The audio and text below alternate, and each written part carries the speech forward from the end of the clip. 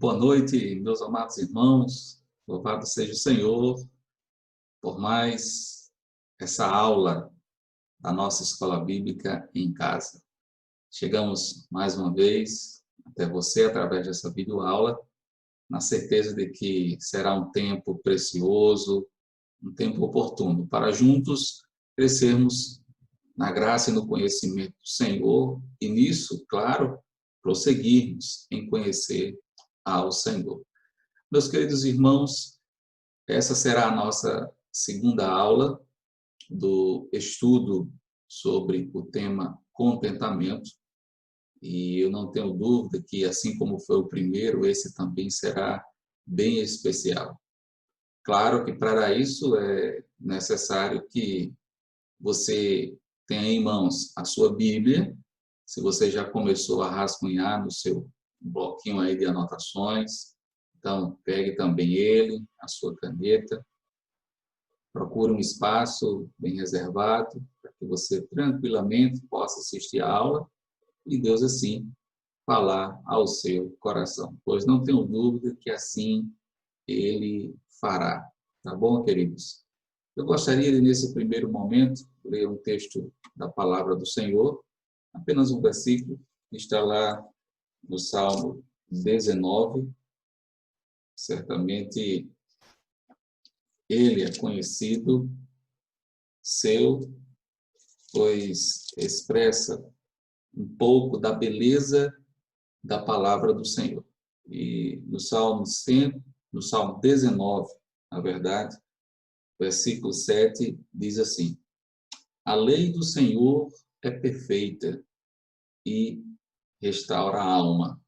O testemunho do Senhor é fiel e dá sabedoria aos simples. Amém? Então, que bênçãos, meus amados irmãos, esse poder que há na palavra do nosso Deus. Tanto de ser perfeita, ser fiel, e por isso o seu poder se estende na vida daqueles que buscam conhecê-la, restaurando as suas almas e dando sabedoria aos mesmos. Então, que nesta aula de hoje possamos dar mais esse passo de ter a nossa alma restaurada, segundo a vontade de Deus, naquilo que Ele deixou para mim, para você, aprendermos, mas também que possamos encontrar a sabedoria para esses dias que nós estamos vivendo e os que virão, que exigirão de mim e de você exercitarmos o contentamento. Amém? Vamos orar ao Senhor, pedindo a Ele a sua bênção para a nossa aula de hoje. Deus amado, nós queremos te louvar e te agradecer pelo privilégio que o Senhor nos dá como igreja, como teu povo, como teus filhos, de estudar a tua palavra e as verdades que encontramos nela. Obrigado, ó Pai, porque à medida que aprendemos sobre a tua palavra, que é perfeita, que é fiel, buscamos restauração para as nossas almas e sabedoria para o nosso viver. Por isso, Senhor, abra o nosso coração e a nossa mente para aquilo que ela tem a nos falar hoje sobre contentamento. Oramos agradecidos no nome do teu Filho, Jesus Cristo. Amém e amém.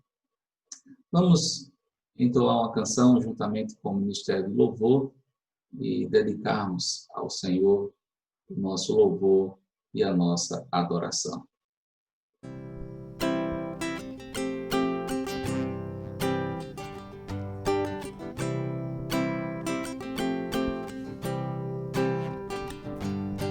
Jesus, em tua presença, reunimos-nos aqui, contemplamos tua face e rendemos-nos a ti, pois um dia sua morte trouxe vida a todos nós e nos deu completo acesso ao coração do Pai. Jesus, em tua presença, reunimos-nos aqui, contemplamos tua face e rendemos-nos a ti, pois um dia sua morte trouxe vida a todos nós e nos deu completo acesso ao coração do Pai. O véu que separava já não separa mais, a luz que outrora apagada agora brilha e cada dia brilha mais.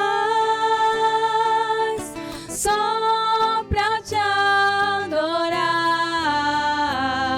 e fazer teu nome grande e te dar o louvor que é devido.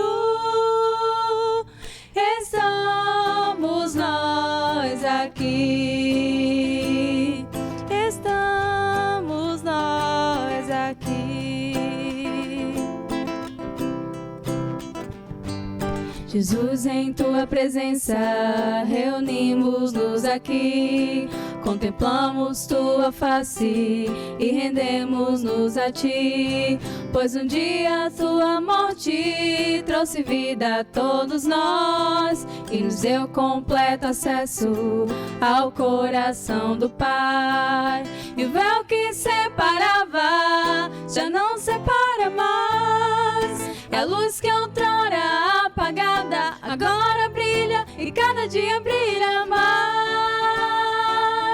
Só pra te adorar e fazer teu nome grande e te dar o louvor que é devido. Estamos nós aqui, estamos nós aqui, estamos nós aqui. Ok, queridos irmãos, que bênção essa canção de louvor ao nosso Deus. Então vamos retomar o nosso estudo sobre contentamento nesta segunda aula. E antes de entrar na aula propriamente dita, eu gostaria de, juntamente com vocês, revisarmos um pouco daquilo que nós estudamos na aula anterior, iniciando assim a série de estudos sobre o contentamento. Farei da mesma forma, compartilharei telas em slides para que vocês possam nos acompanhar de maneira mais interativa e certamente ajudará ainda mais na assimilação do estudo. Então, estamos estudando sobre contentamento, baseado em Filipenses capítulo 4, versículo 11, quando Paulo lhe expressa que aprendeu a viver contente em toda e qualquer situação. E devemos lembrar que o contexto do apóstolo Paulo, quando escreveu isso, é um contexto de aprisionamento, pois ele estava preso, estava por isso enfrentando algumas dificuldades, e naquela ocasião, os filipenses renovou o cuidado com o apóstolo Paulo, e ele expressou a alegria da renovação desse cuidado por parte desses irmãos em Filipe, mas ele fez isso não por causa da pobreza, porque ele mesmo afirmara que já havia aprendido a viver contente em toda e qualquer situação. Considerando esse texto que nós destacamos na aula passada, fazendo uso do livro, base do nosso estudo, de Nancy Wilson, da editora Trinitas, Contentamento, nós começamos a falar um pouco sobre o que é contentamento. E levamos os irmãos a considerarem contentamento como satisfazer-se ou viver plenamente satisfeito. E destacamos naquela ocasião duas falas, né, da autora na sua introdução, que nos levaria a ponderarmos o significado de contentamento, esse que compartilhei com vocês. E a primeira fala dela, na sua introdução, foi que contentamento tranquiliza o coração. E trazendo a experiência do apóstolo Paulo a essa fala da autora, a gente percebe o quanto o contentamento é desejável, deve ser desejável, por essa paz que ele traz ao coração em meio a circunstâncias contrárias, que nos faz viver contentes nelas, independente daquilo que estejamos passando. Lembre-se que na ocasião do apóstolo Paulo, estava preso, ele faz referência à pobreza e a sua alegria não estava apenas na renovação do cuidado daqueles irmãos para com ele, mas porque ele já havia aprendido a viver contente em toda e qualquer situação. E a outra frase que nós consideramos da autora na introdução diz assim: nós costumamos pensar que o contentamento é algo que acontece conosco, ao invés de ser algo que nos esforçamos para aprender. E foi a partir dessa segunda fala dela que aponta que o contentamento ele pode ser aprendido, experimentado, vivenciado, que demos continuidade à nossa aula. E abordamos nesse aspecto aí, queridos irmãos, que quando Deus criou o homem, ele o criou para a satisfação. A gente vai encontrar isso lá em Gênesis capítulo 1, versículos 26 ao 31. E essa satisfação do homem estava consistindo no relacionamento com o próximo, na ocasião ali com a Eva, né? Mas também com o mundo ao seu redor, ou seja, com aquilo que Deus havia feito e concedido a ele. Esse contentamento estava condicionado ao seu domínio no mundo criado, a semelhança com o caráter divino, a bênção divina sobre a sua vida e a providência das suas necessidades. A gente percebe claramente esse cuidado de Deus naquilo que ele criou, em satisfazer o homem, aquele que ele criara a sua imagem e a sua semelhança. Entretanto, a narrativa bíblica mostra que as coisas não permaneceram assim. Destacamos isso também. Ou seja, o homem perdera a sua satisfação para a qual ele fora criado, naquilo que Deus havia feito e concedido a ele. Essa frustração se deu a partir do momento que o homem, destacamos na aula passada, passou a ser agora o executor da sua própria satisfação, do seu próprio contentamento. E isso sem nenhum sucesso. E por quê? Porque o homem passou a viver e a buscar a sua própria vontade, não mais a vontade de Deus. Isso a gente percebe claramente em Gênesis capítulo 3, quando Eva decide, escolhe desobedecer a Deus para satisfazer a sua própria vontade. Nisso, podemos então afirmar que o contentamento é a satisfação plena na vontade de Deus. Foi isso que deixamos claro na aula passada. Não existe satisfação, contentamento fora da vontade do Senhor. Mas, além de falarmos sobre o contentamento que pode ser aprendido, experimentado e vivido, destacamos também que é possível voltar a viver a satisfação para a qual Deus nos criou e, infelizmente, o homem perdera ali em Gênesis capítulo 3. E para ressaltar o que a autora fala nessa expectativa, destacamos aí essa afirmação dela, quando a mesma diz que a condição natural do homem certamente não é de ter contentamento, e isso por causa do pecado. Possamos embasar isso biblicamente, considerando Romanos capítulo 3, versículo 23, que mostra que o homem está separado de Deus por causa do pecado. E se a satisfação consiste plenamente na vontade de Deus, então, queridos, por essa distância que há entre o homem e Deus, por causa do pecado do homem, certamente essa condição de pecador, de condenado, distante de Deus, impossibilita-o de viver contentamente. Mas nem tudo está perdido, até porque Deus propôs ao homem uma nova condição espiritual em Cristo. E essa nova condição possibilita ao homem o contentamento naquele que faz todas as coisas cooperarem para o bem deles, ou seja, Deus. Quando o homem em Cristo Jesus é reconciliado com ele, o homem pode novamente viver, sim, a satisfação para a qual ele fora criado. Por quê?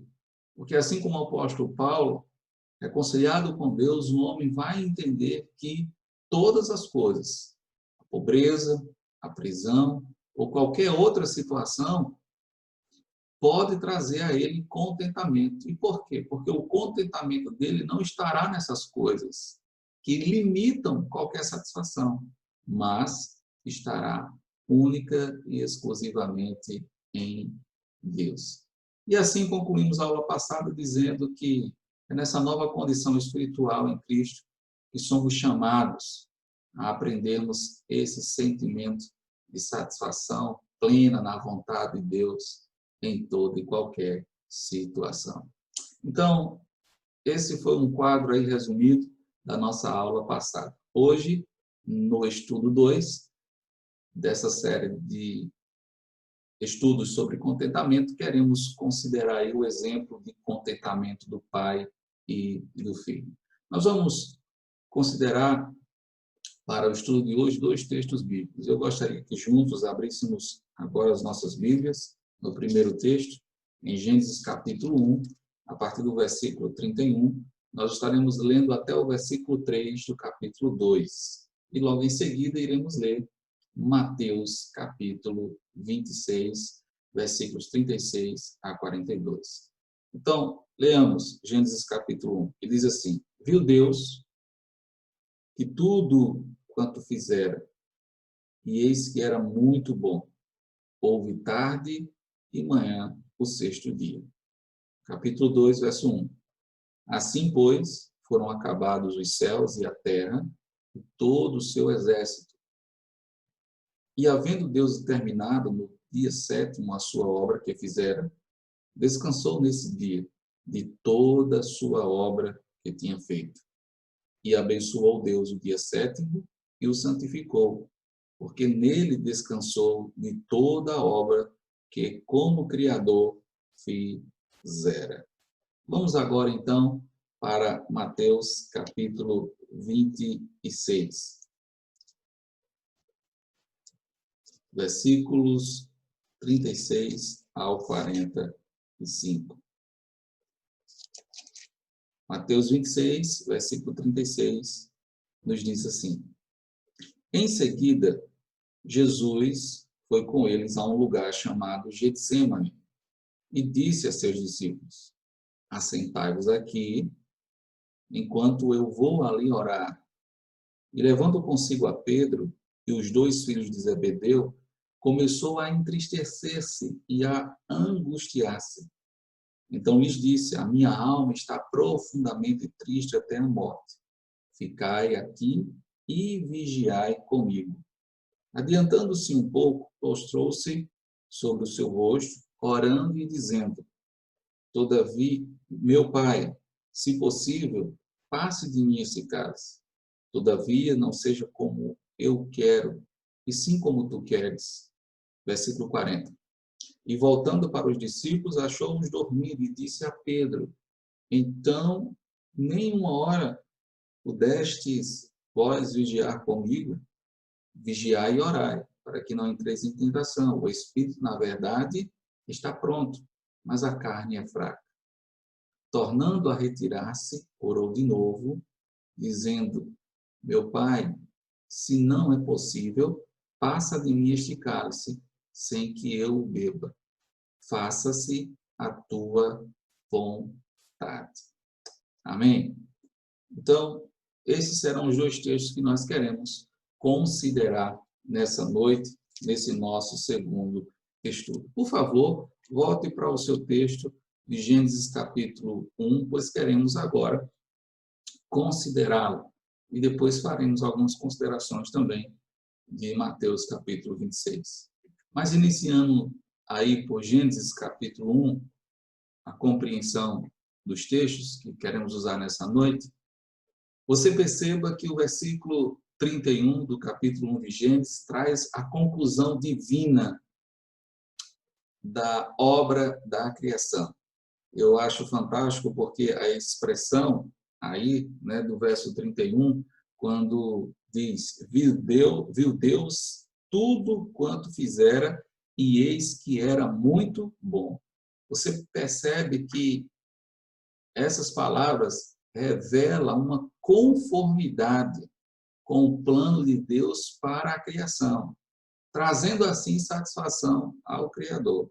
Inclusive, longe daquilo que leva muitos a crerem e a pensarem que essas palavras revelam, né, as condições paradisíacas de toda a terra, a beleza de tudo. Não, mas o que de fato está intrínseco aí nessas palavras é que Deus se satisfaz com aquilo que Ele criou. Por toda a criação está conformada ao plano criador dele. O versículo 1 do capítulo 2 aponta aí o propósito de Deus na criação que foi atingido, né? Por isso diz assim: assim, pois, foram acabados os céus e a terra e todos os seus exércitos. Ou seja, Deus cria, naquilo que Ele criou, por estar em conformidade com o seu plano, Ele se satisfaz, e por estar satisfeito, Ele conclui. É o que o verso 1 do capítulo 2 nos leva a compreender. Seguindo para os versos 2 e 3, a gente percebe que, no verso 2, depois de Deus ter terminado no sétimo dia, a obra que fizera, ele descansa de toda a obra que ele havia feito. Ou seja, a obra da criação, ela é cessada em conformidade, como já vimos, com o propósito para ela que foi atingido. Mas a cessação, né, da obra criada não está apenas nessa conformidade, mas é marcada pelo descanso do Senhor, como o verso 2 aí nos mostra. E no 3, Moisés, ao escrever Gênesis, nos diz que Deus abençoou o dia sétimo e o santificou, porque nele descansou de toda a obra que, como Criador, fizera. Ou seja, o dia em que Deus descansou da sua criação, ele abençoou na conformidade e satisfação do seu plano criador. Com isso, queridos, Deus cria todas as coisas em conformidade com o seu propósito, se satisfaz com o que ele criou e nisso ele descansa.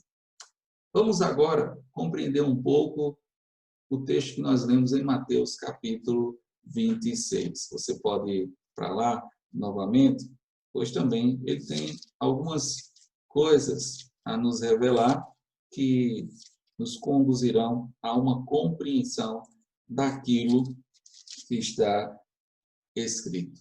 Então, no versículo 36, como lemos, é muito claro, né? Jesus vai a um lugar chamado Getsêmani, com os seus discípulos e nessa ida dele, você percebe que, apesar de estar acompanhado, ele segue sozinho a um objetivo proposto para esse lugar, ou seja, orar, né? Por isso que no final do verso 36, Jesus diz aos discípulos: assentai-vos aqui, enquanto eu vou ali orar. Interessante porque, apesar disso, no versículo 37, Jesus leva consigo Pedro, Tiago e João, mais adiante, né? E entram no jardim, onde nele, em Cristo Jesus, é despertado sentimentos de tristeza e angústia. E o versículo mostra que nessa caminhada com esses 3 discípulos, entrando no jardim, Jesus começa a se entristecer e a angustiar-se. No versículo 38, Jesus compartilha com esses discípulos que o acompanharam esse sentimento de profunda tristeza na alma, que inclusive era até a morte. Veja aí o versículo 38. Então lhes disse: a minha alma está profundamente triste até a morte. E nessa expectativa agora, Jesus, de fato, cumpre aquilo que ele já sinalizou, né, no versículo 36. Ele pede a esses discípulos para ficarem ali e vigiarem com ele, orarem com ele. Só que Jesus faz isso, mas sozinho, de maneira particular, mais adiante no jardim. Ele se afasta um pouco, né, e passa a orar, como diz aí no versículo 39. E na sua oração, a gente percebe um teor de submissão à vontade do Pai. Por isso que, orando, Jesus, prostrado, diz ao Pai: meu Pai, se possível, passe de mim este cálice. Todavia, não seja como eu quero, e sim como tu queres. Você vai perceber que no versículo 42, Cristo revela esse mesmo teor na sua oração.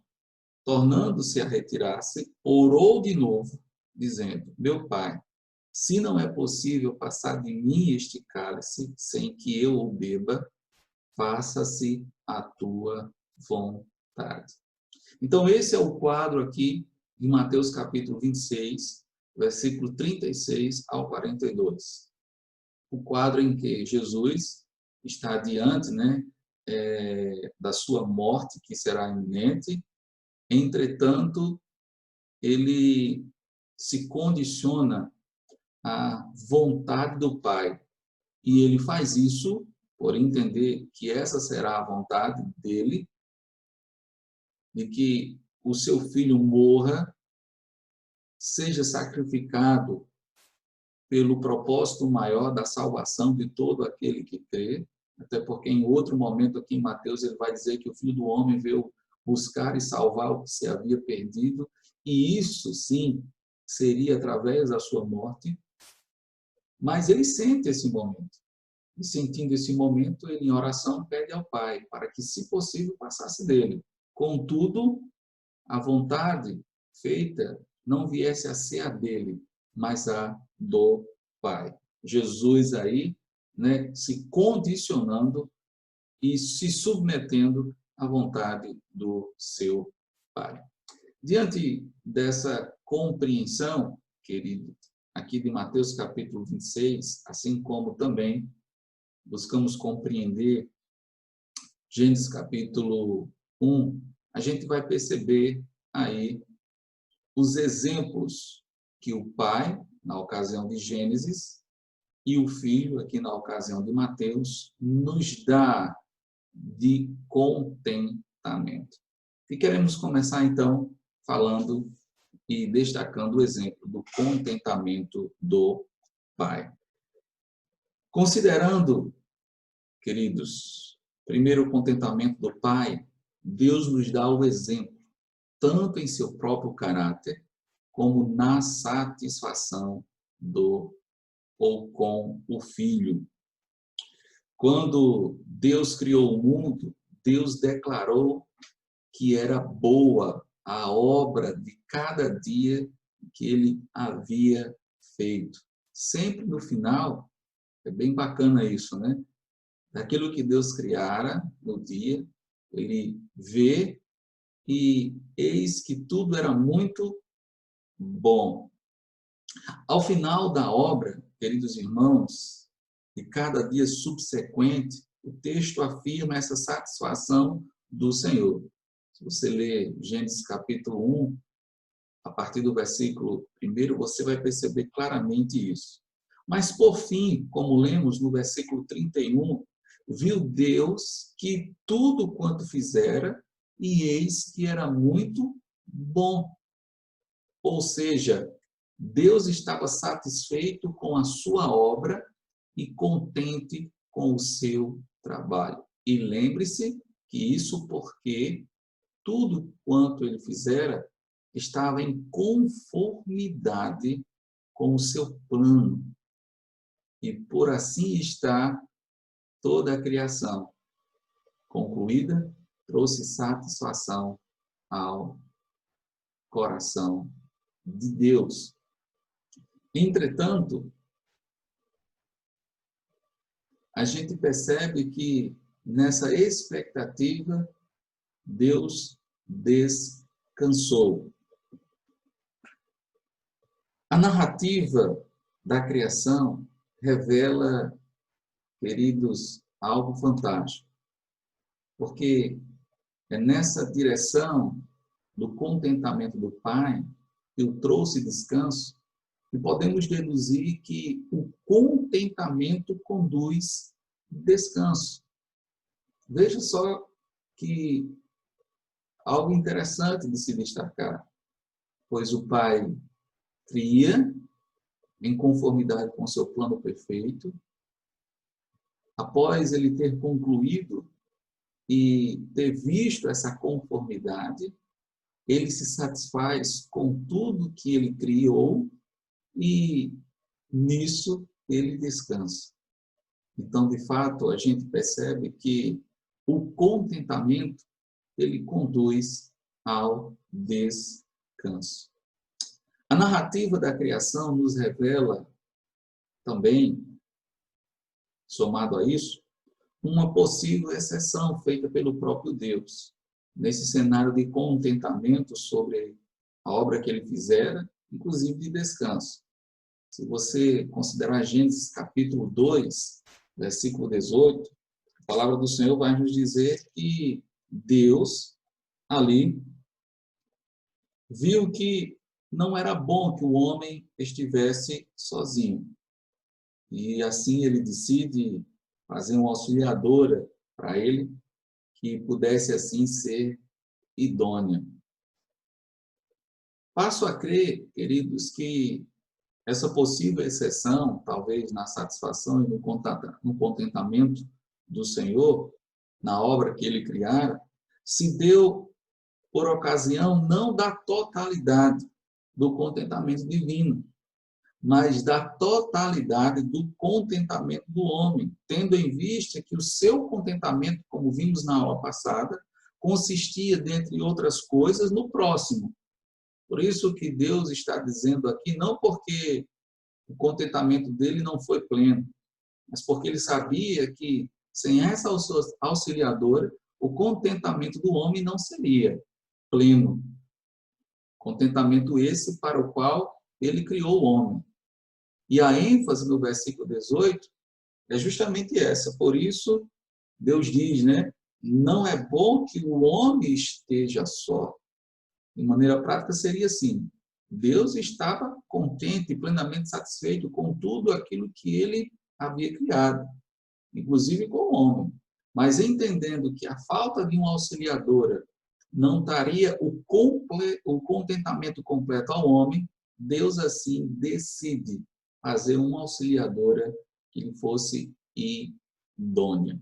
Diante dessa constatação, queridos, a gente pode perceber que o relato da criação expõe também um outro aspecto do contentamento do Pai. E destaco isso aqui porque lá em Gênesis, ou melhor dizendo, Deuteronômio, capítulo 32, versículo 4, a palavra do Senhor diz assim: eis a rocha, suas obras são perfeitas, porque todos os seus caminhos são juízo. Deus é fidelidade, e nele não há injustiça. É justo e reto. Ou seja, Deus é perfeito e todas as suas obras são perfeitas. Por isso, o relato da criação deixa isso muito claro. Se nós formos pensar nos detalhes, né, de tudo que Deus criara e por que Ele criara, você vai ver essa perfeição divina. Essa é a razão pela qual a gente percebe que quando Deus criou todas as coisas, em conformidade com o seu plano, em perfeição, aquilo que Ele propôs na criação, Ele se satisfaz e descansa. Queridos, pensando nessa direção, a gente pode, assim, também trazer algumas reflexões. Por quê? Porque, por vezes, nos iludimos, pensando que o perfeccionismo trará satisfação. Alguém perfeccionista nunca estará satisfeito. Alguém perfeccionista nunca descansará. E por duas razões, queridos irmãos, que gostaria de destacar. A primeira delas é porque o ser humano é imperfeito. E lembre-se que Deus é perfeito. E na sua perfeição, a sua criação em conformidade com o seu plano criador, ele, por ver tudo concluído, se satisfaz. E se satisfaz de maneira plena, porque de fato ele viu que tudo quanto fizera era bom, era perfeito, por Deus ser perfeito. Entretanto, nessa ideia de perfeccionismo, agora limitando ele à esfera humana, de fato, o perfeccionismo humano nunca trará satisfação. Por quê? Porque o ser humano é imperfeito. Ou seja, a tentativa do homem buscar a perfeição ou fazer as coisas, ou ter as coisas, ou buscar as coisas de maneira perfeita, sempre trará a ele insatisfação. E por quê? Porque esse padrão de perfeição na existência humana, ele nunca alcançará, ele nunca atingirá. A segunda razão que me leva a crer que alguém perfeccionista nunca descansará, é porque o perfeccionismo humano, queridos irmãos, impede o homem de encontrar satisfação e nisso descansar.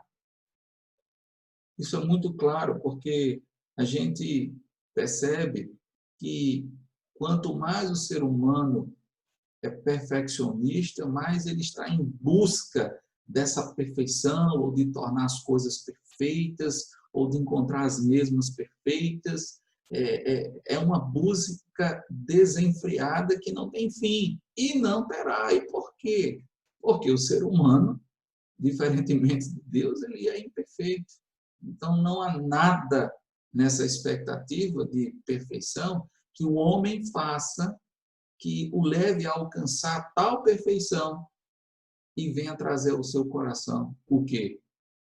Descanso, contentamento, plena satisfação. Considerando essa reflexão feita agora, nós podemos adiantar, entendendo que devemos aprender a vencer o perfeccionismo, queridos irmãos, e encontrar nossa verdadeira satisfação em nosso Deus, nosso Criador. e assim descansarmos. E por que destaco isso? Porque eu não tenho dúvida que entre nós, talvez haja alguns que cobram muito de si mesmos, exigem muito de si mesmos, exigem muito do próximo, da própria realidade ao seu redor, talvez sinalizando aí esse perfeccionismo imperfeito, né? Por causa da imperfeição humana, e que não trará, sim, a realização daquilo que se deseja e nem a satisfação, levando, assim, a não descansar, a não aquietar-se, conformando-se àquilo que está ao seu redor, entendendo que essa realidade é permitida por Deus, inclusive para o bem próprio, de maneira o que, enxergando assim, encontrarmos no Senhor o contentamento e a satisfação plena que devemos aprender.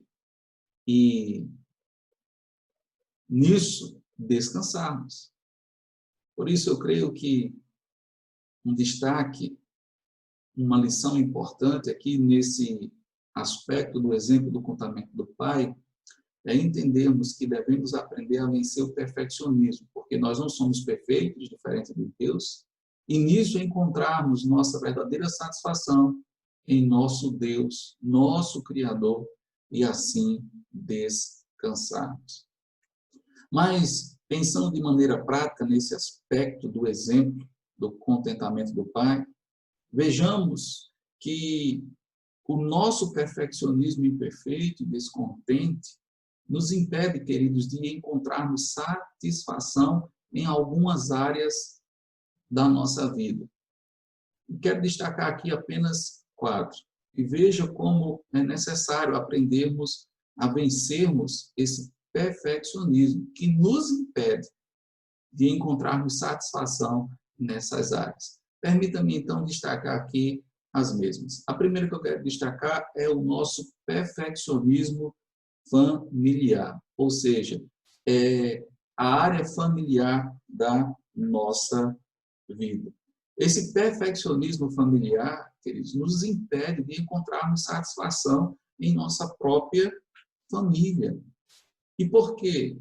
Porque muitas vezes nós queremos exigir da nossa família que ela seja perfeita, condicionando o nosso contentamento em nossa família, em nosso lar, em nosso esposo para as irmãs, né? Em sua esposa para os irmãos, em nossos filhos para aqueles que são pais, na perfeição dos mesmos.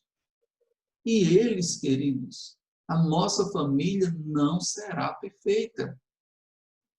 Por isso, se estivermos, né, na busca dessa perfeição familiar, infelizmente, sempre seremos frustrados. Porque, como falamos anteriormente, o ser humano é imperfeito.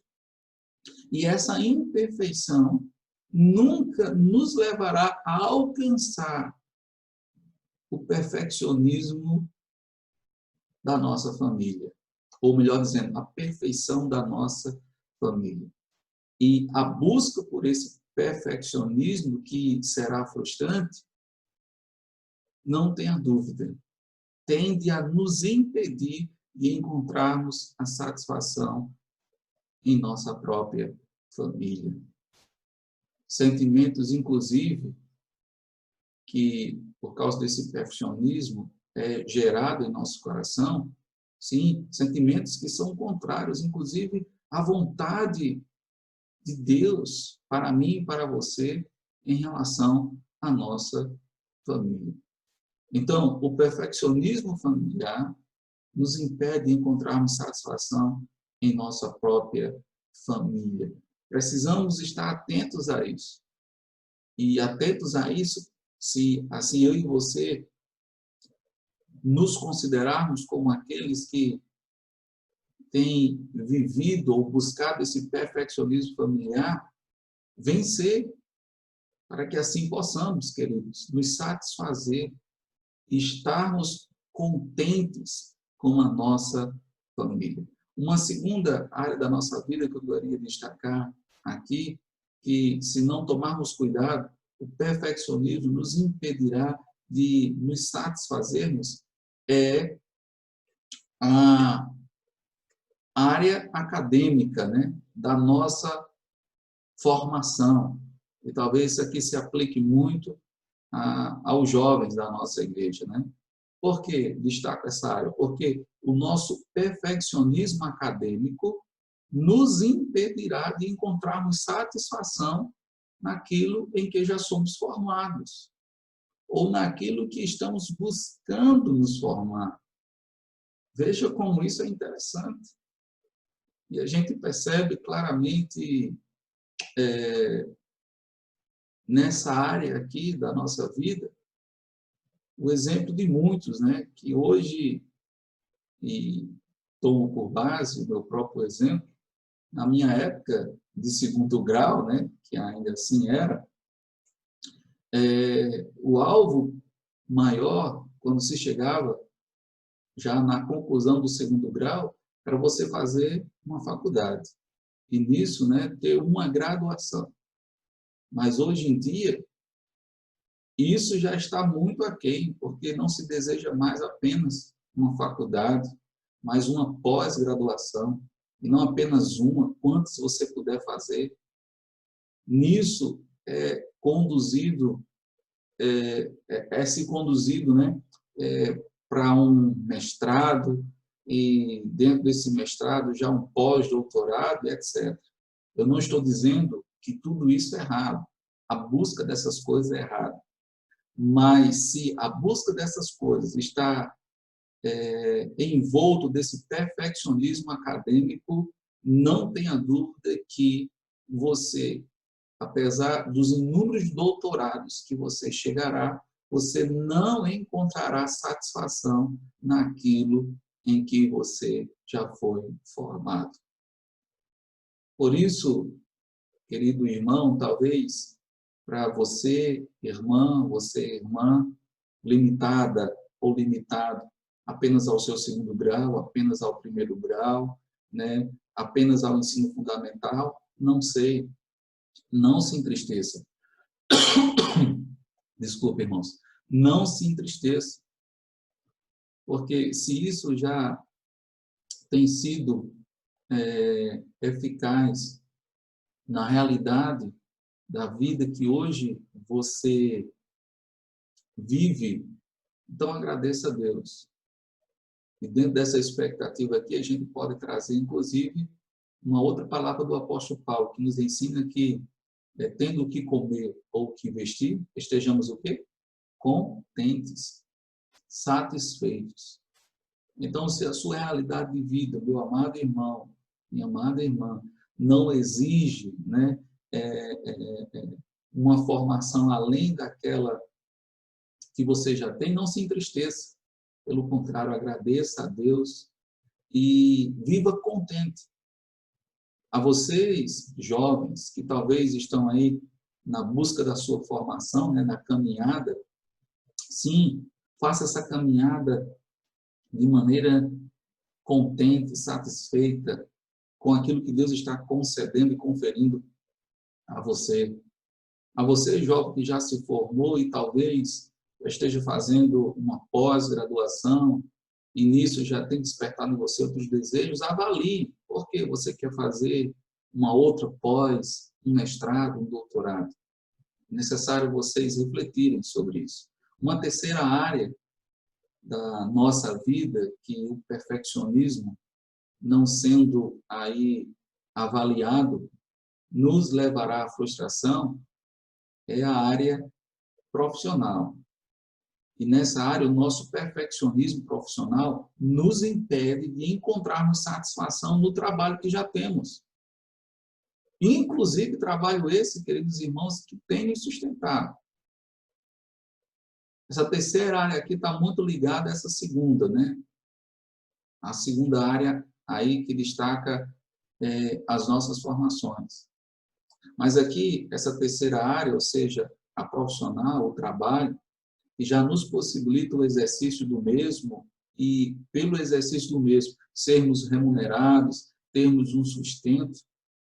É aquela coisa, né, queridos irmãos, que podemos aplicar aqui também, que Paulo nos ensinou.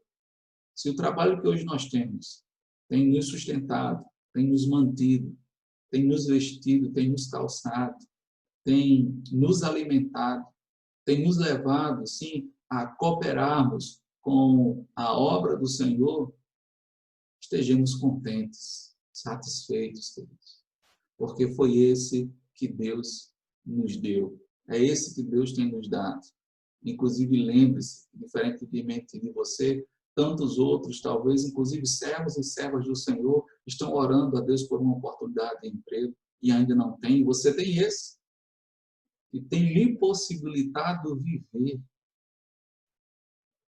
Então, não fique naquela expectativa de um outro trabalho, talvez aos seus olhos melhor, que existe sim, de fato, mas que lhe remunere mais, né? Que lhe dê mais condições. Para quê?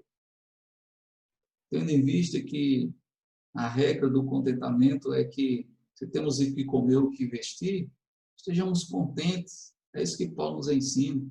Então, meu querido irmão, eu preciso atentar para essa área profissional. Então, se você já tem trabalhado, se você já tem tido um sustento, agradeça a Deus. Agradeça a Deus. Esteja contente, esteja satisfeito.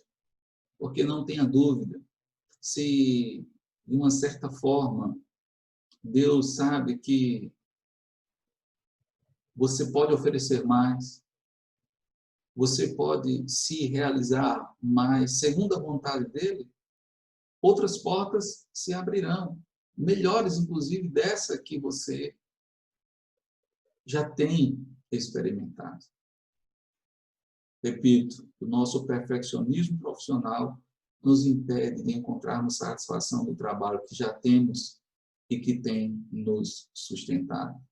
E a última área que eu gostaria de destacar para concluirmos aqui esse exemplo do contentamento do Pai é o nosso perfeccionismo eclesiástico, né?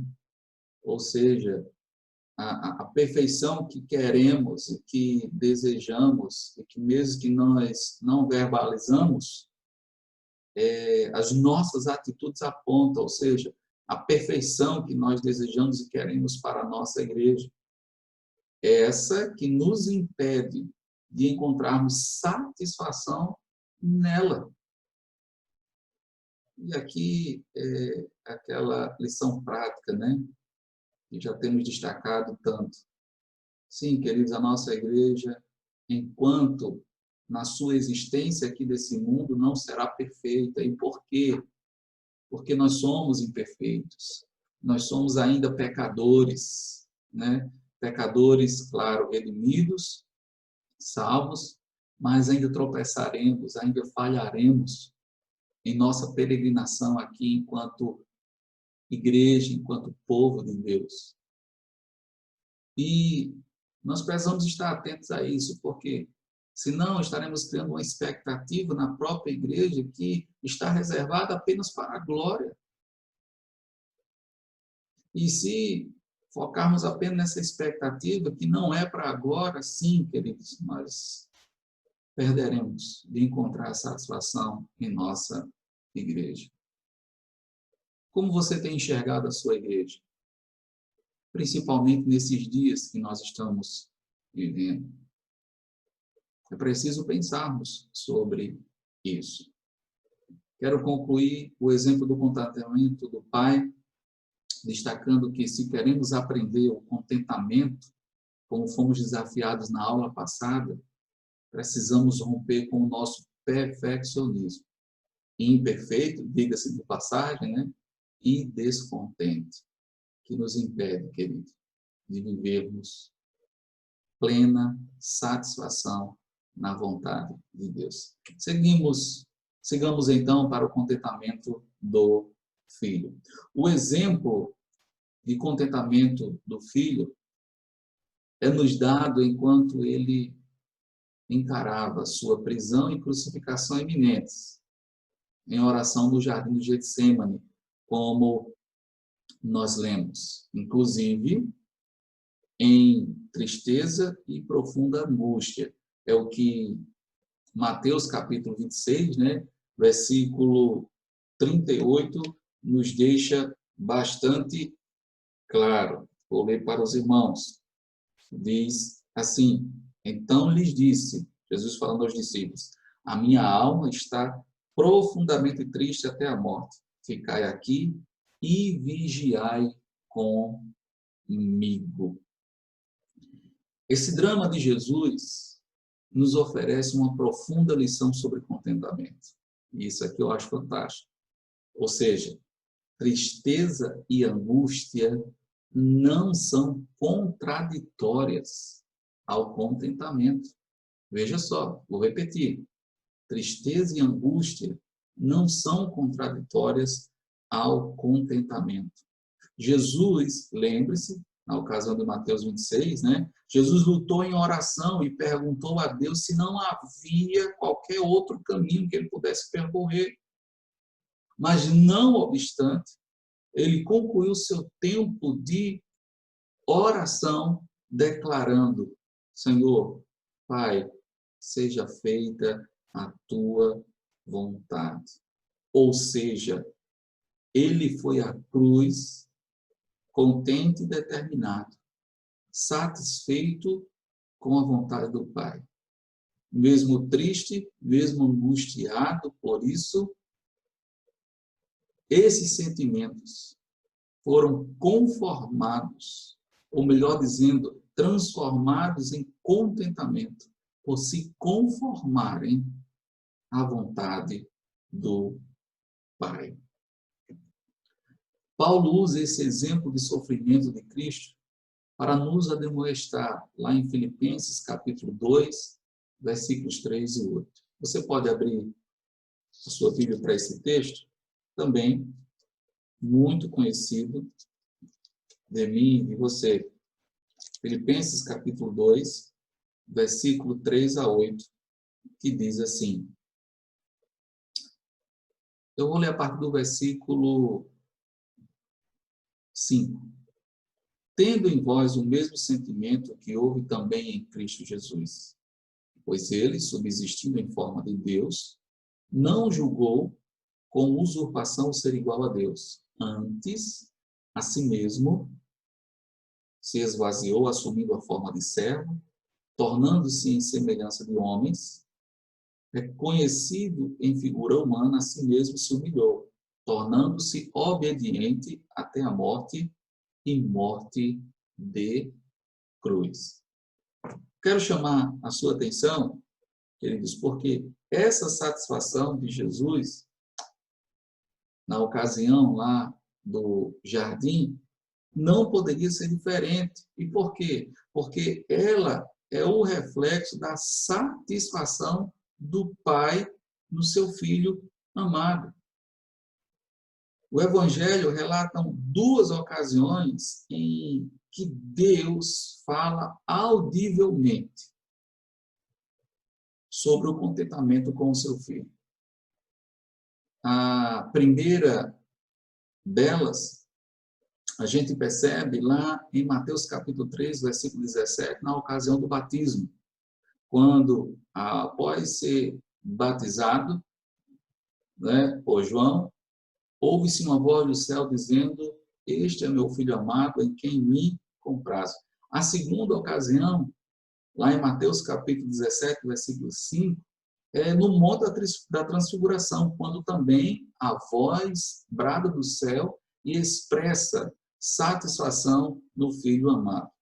Isso tudo revela a identificação, queridos, da satisfação de Deus com Jesus, bem como seu prazer em seu Filho. O Pai estava contente em enviar o seu Filho para morrer por nós, sacrificando o seu único Filho amado, em quem estava completamente satisfeito. O Filho, por outro lado, estava contente, plenamente satisfeito em seu sacrifício do Pai por nós. Veja que bênção. É nesse relacionamento, queridos irmãos, de contentamento do Pai com o Filho, do Pai com o Filho e do Filho com o Pai, nos dando o exemplo de contentamento, que somos chamados a aprendermos e vivermos o contentamento em humildade e obediência. Então veja que exemplo maravilhoso. Assim como vimos ser do Pai, é-nos também o exemplo do Filho.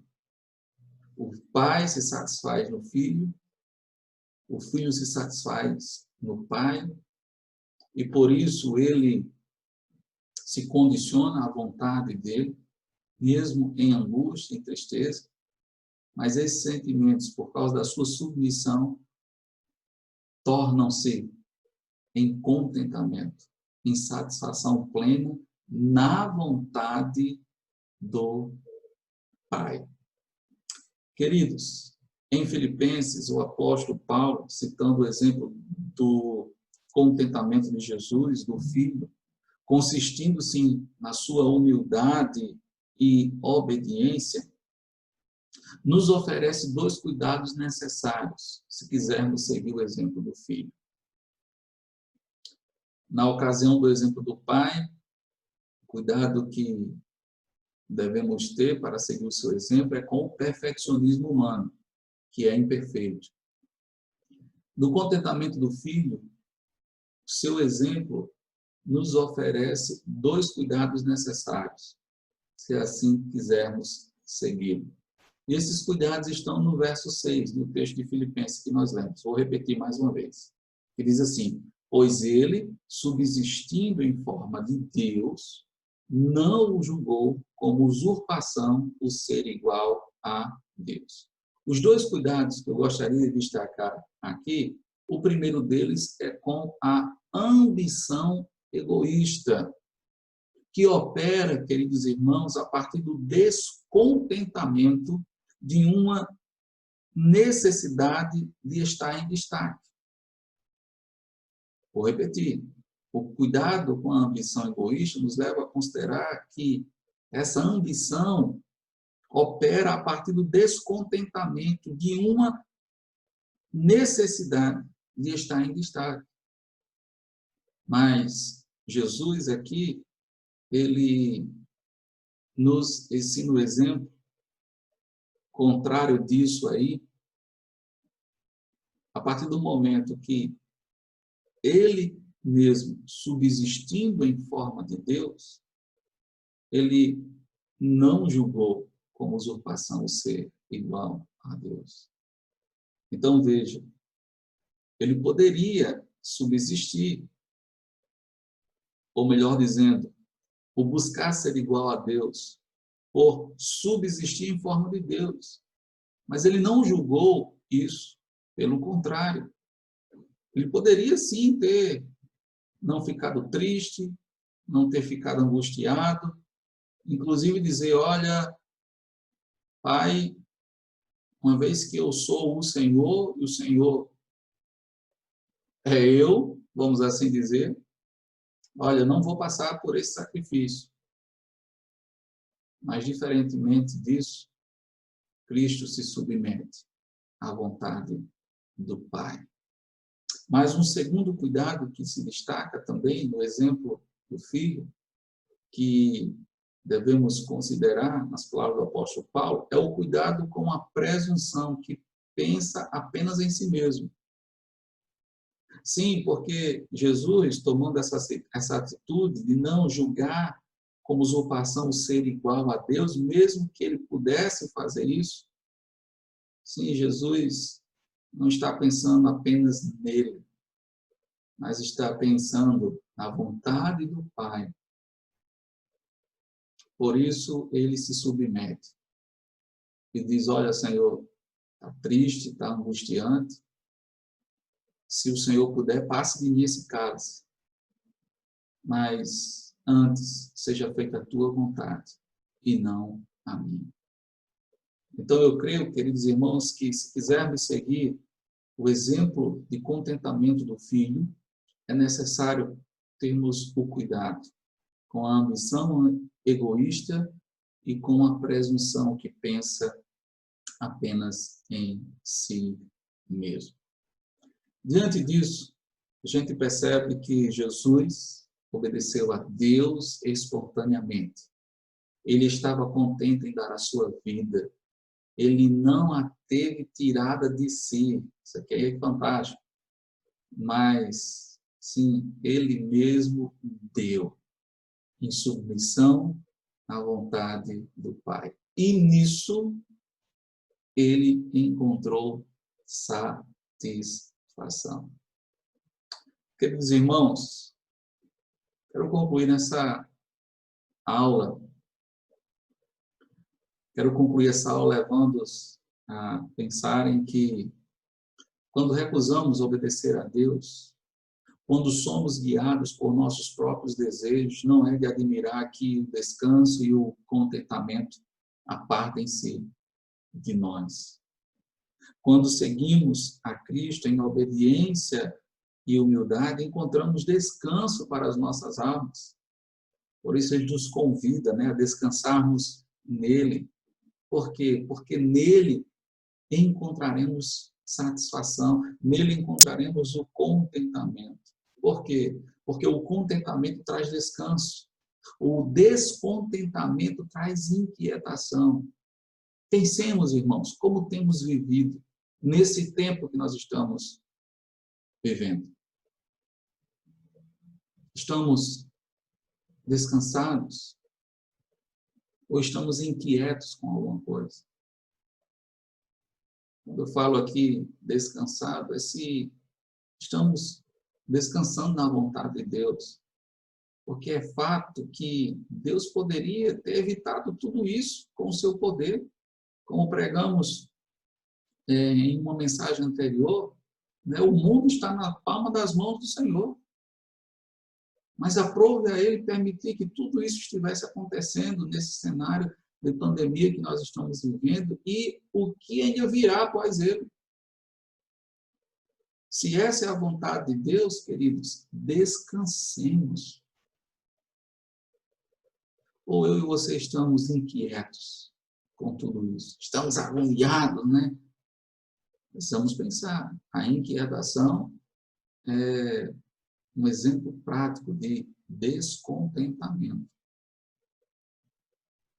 Rompamos então, queridos, para vivermos contente em toda e qualquer situação, nesses dias que nós estamos vivendo, com as nossas famílias, com a nossa formação, com a nossa profissão, com a nossa igreja.